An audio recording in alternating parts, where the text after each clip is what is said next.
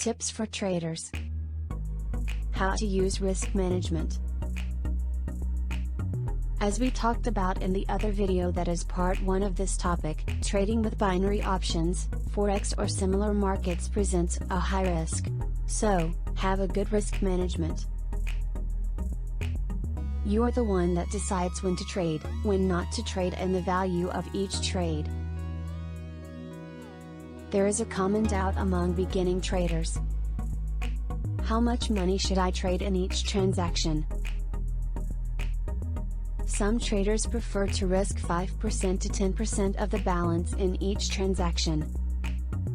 However, our suggestion is that you risk 2% of your balance, as this way your capital will be protected in case of consecutive losses.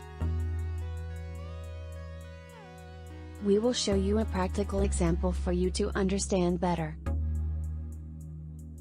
Imagine that there are two traders, Trader A and Trader B. Trader A risks 2% in each trade and B risks 10%. They all started with a balance of $1,000. See the capital left for each one, in case they suffer 10 consecutive losses.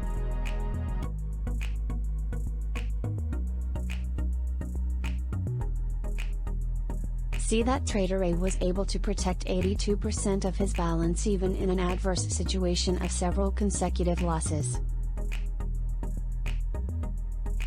You may be thinking, but if I trade low values, I will make little profit. We know who risks more, has greater profits. However, also has greater losses. Prefer to profit gradually by risking less, so that you will have more security against losses. Another common question among beginning traders is, when should I stop trading?